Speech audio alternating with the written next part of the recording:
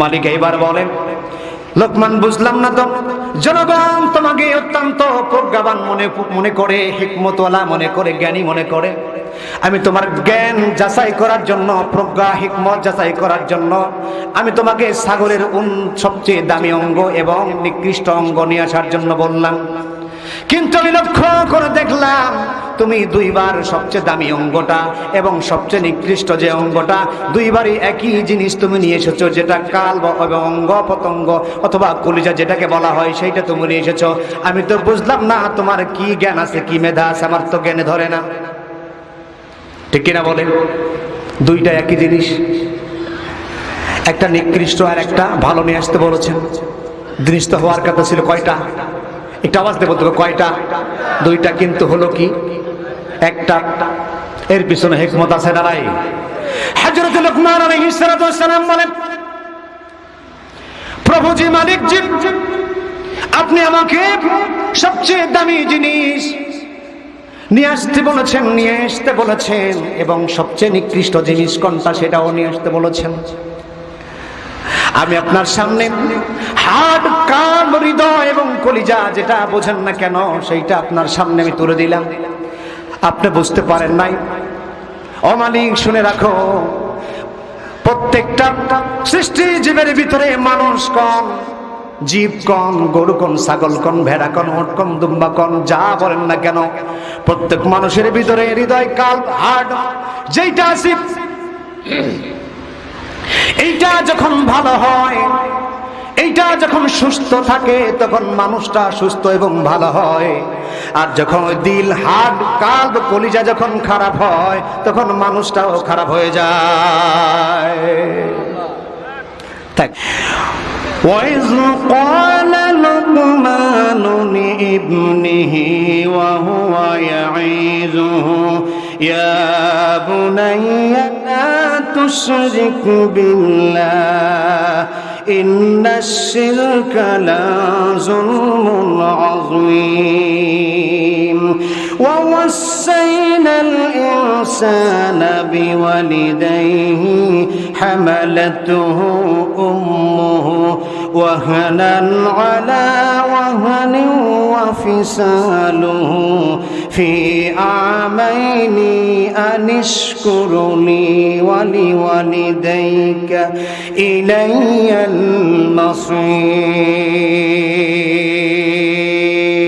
المصير صدق الله العظيم সম্মানিত হাজিরিন, আপনাদের সামনে আমি কোরআনে কারীমের 31 নম্বর সূরা, কয় নাম্বার বললাম?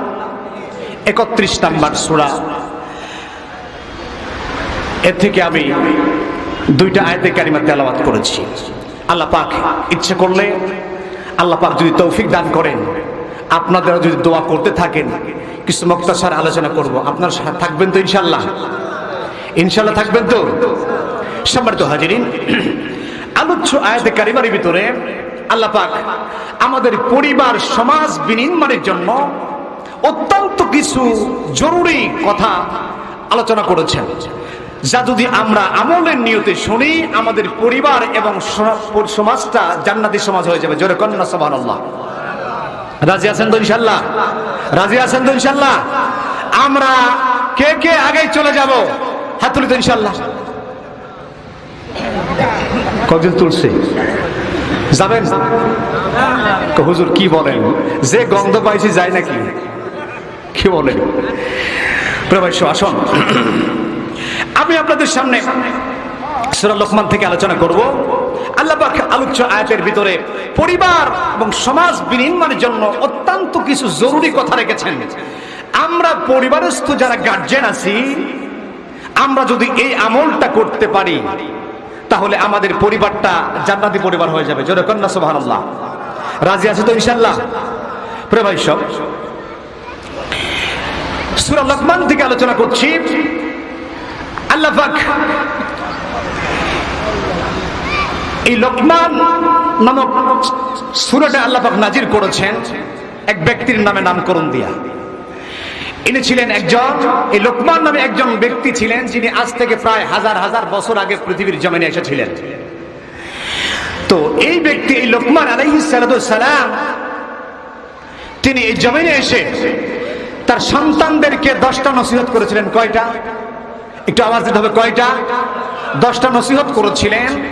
এই 10টা নসিহত আল্লাহ তাআলার কাছে এতটা পছন্দনীয় হয়েছে যা পরবর্তীতে আপনার আমার নবীর কানে উহি বানাইয়া লোকমান নামে একটা সূরা নাজিল করে দিলেন। জোরে কন্না সুবহানাল্লাহ।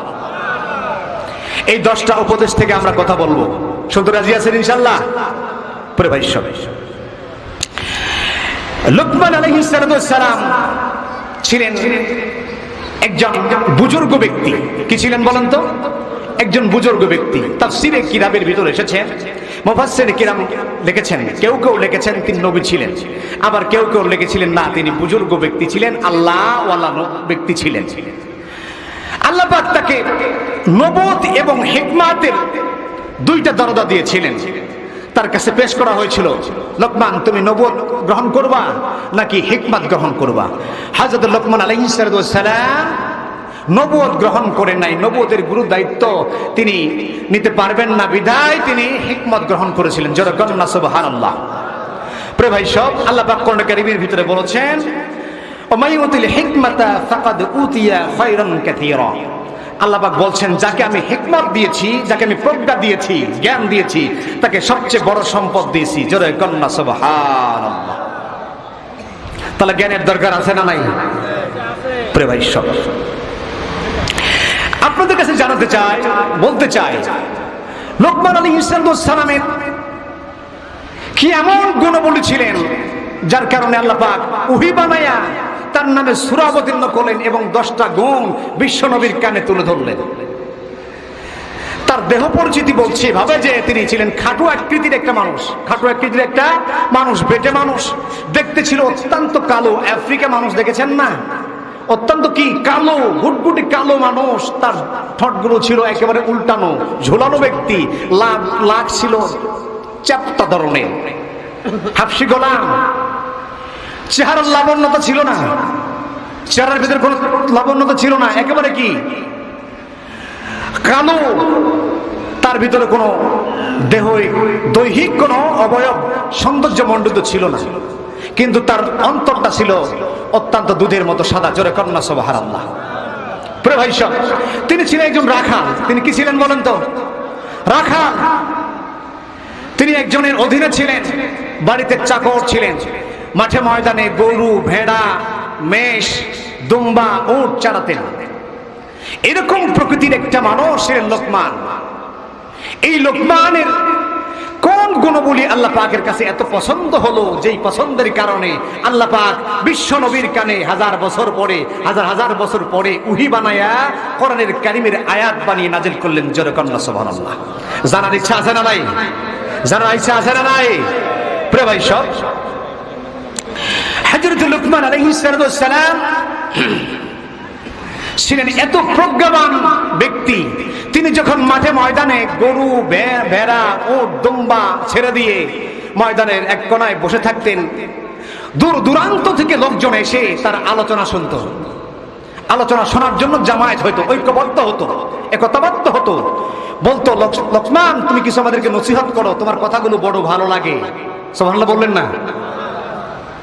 প্রিয় ভাই সব, হযরত লোকমান আলাইহিস সালাম কথাগুলো মানুষের কাছে বলতেন মনোমুগ্ধকর পরিবেশে। অপলক নেত্রী মানুষজন তার কথাগুলো শুনত, চোখের পলক পড়তে দিত না। এত প্রজ্ঞাপন্ন, এত হিকমতপূর্ণ কথাগুলো বলতেন। এক সময় লোকজন এই রাখালের, লোকমানের যিনি মালিক, প্রভু, তার কাছে গিয়ে বলতেছে, আপনার অধীনে যে রাখালটা আছে এই তো খুব জ্ঞান রাখে, খুব হিকমত এবং তার খুব প্রজ্ঞা, আপনি কি জানেন? কয় না তো জানি না। তো হ্যাঁ, আমরা জানি সে কি খুবই জ্ঞান রাখে এবং হিকমতওয়ালা ব্যক্তি, প্রজ্ঞাবান ব্যক্তি। এইবার লোকমানের মনিব বলছে, ঠিক আছে লোকমান আসুক, আমি তাকে যাচাই করে দেখবো যে কি তার ভিতরে কতখানি প্রজ্ঞা এবং হিকমত জ্ঞান আছে, আমি যাচাই করে দেখবো। বাড়িতে যখন এসেছে লোকমানের মনিব, লোকমানের মালিক বলছে, এই লোকমান, তুমি যে ছাগলগুলো চাড়াও, মেষগুলো চাড়াও, সেখান থেকে একটা জাবেহা করবা। জাবেহা করার পরে এখানকার সবচেয়ে দামি জিনিস, ওই জন্তুটার, ছাগলের সবচেয়ে যেটা দামি জিনিস, সেইটা আমার কাছে নিয়ে এসো। সম্মানিত ভাইয়েরা,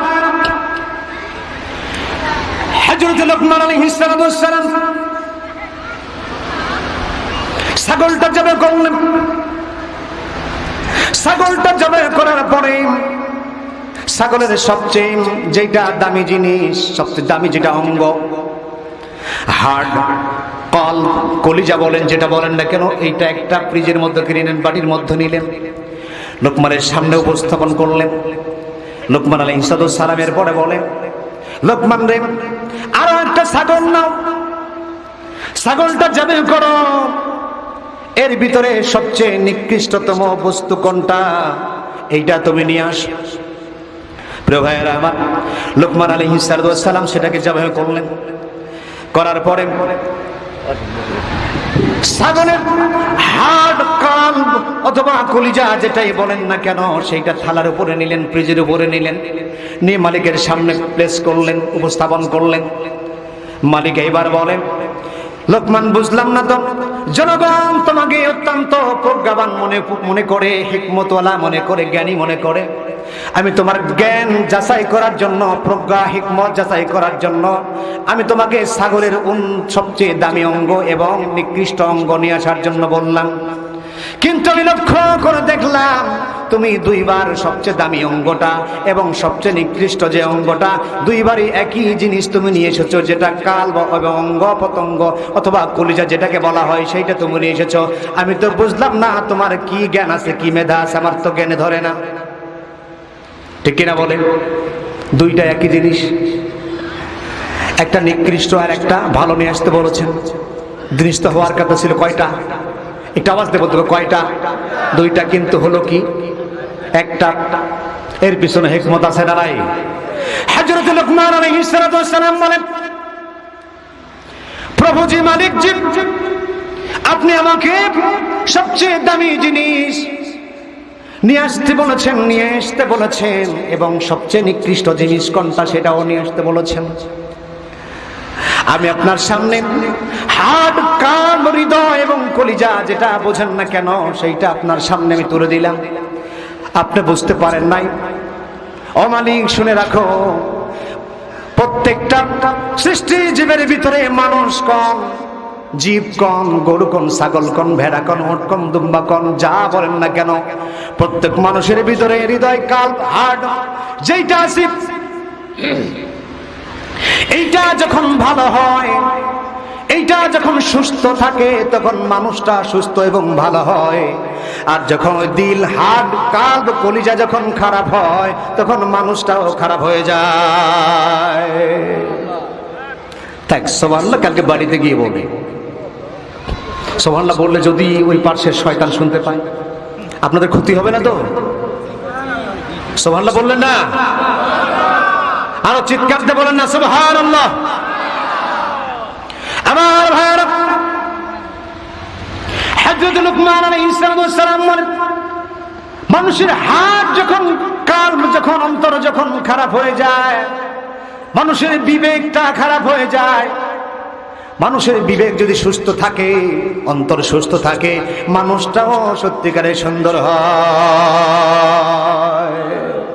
আমার রাসূল বিশ্ব নবী সাল্লাল্লাহু আলাইহি ওয়াসাল্লাম বলেছেন, এত হাজার বছর পরেও এই বিজ্ঞানের যুগে বিজ্ঞানরাও এটা প্রমাণ করেছে, এই কাল্ব, হৃদয় মানুষের যদি ভালো থাকে, সুস্থ থাকে, তাহলে ওই মানুষটা সঙ্গত কারণেই ভালো হয়ে যায়।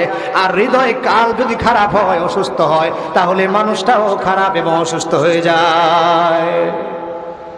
আমার প্রভার হযরত লোকমান আলাইহিস সালাম এই কথা যখন মালিকের সামনে প্লেস করলেন, উপস্থাপন করলেন, মালিক বললেন, আহারে ঠিকই তো, আমি তো বুঝতে পারি নাই। তাড়াতাড়ি করে লোকমানকে বুকের সাথে জড়ায় নিয়েছে, যেরকম না সুবহানাল্লাহ। শুধু তাই নয়, এরপর থেকে লোকমানকে না জিজ্ঞাসা করে কোনো কাজ তিনি করতেন না। সুবহানাল্লাহ বলেন। প্রিয় ভাইয়েরা, আমি সামনের দিকে আর যাব না। আমার ভাইয়েরা, লোকমান আলাইহিস সালাম যখন মাঠে ময়দানে মেষ, দুম্বা, উট, ছাগল চড়াতো, দূর দূরান্ত থেকে লোকজন তার কাছে আসতো তার বক্তব্য শোনার জন্য, তার কথাগুলো শোনার জন্য। প্রিয় ভাইয়েরা আমার, একদা লোকমান আলাইহিস সালাম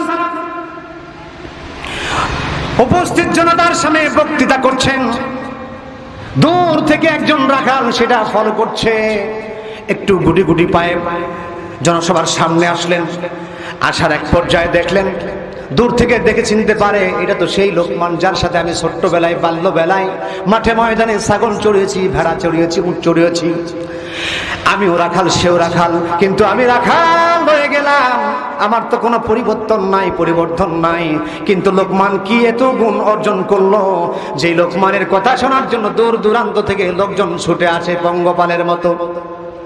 এই কিউরিসিটি নিয়ে সামনের দিকে আগাচ্ছে। প্রিয় ভাইরা, লোকমান আলাইহিস সালামের যখন জনসভা শেষ হয়ে গেল, কথা শেষ করলেন, আগত রাখালটা আস্তে করে লোকের জামায়াত ভেদ করে সামনের দিকে অগ্রসর হলেন।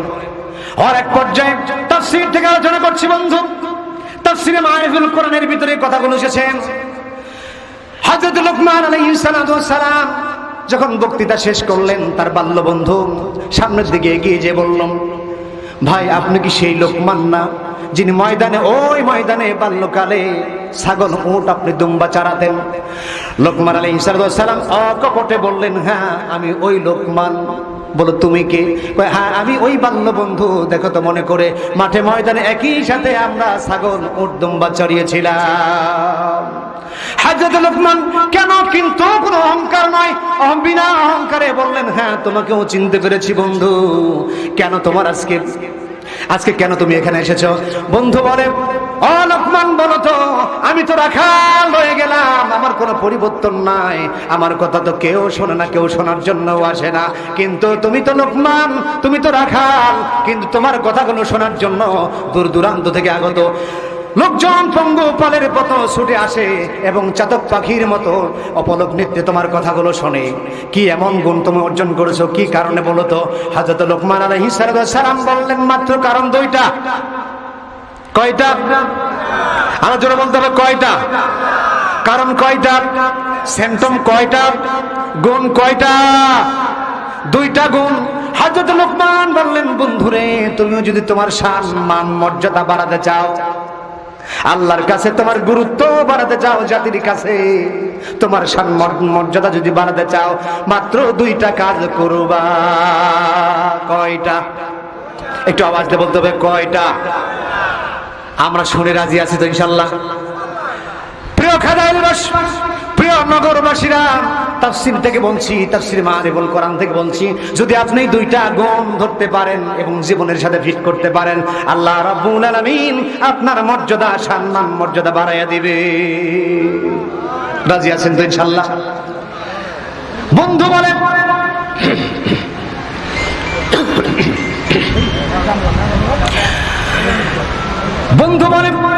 ভাই লোকমান কি এমন গুণ আপনি অর্জন করলেন যেই গুণ অর্জনের কারণে আল্লাহ আপনার মর্যাদা বাড়িয়ে দিল? আমি একটু শুনতে চাই। হযরত লোকমান আলাইহিস সালাম বলে, বন্ধুরে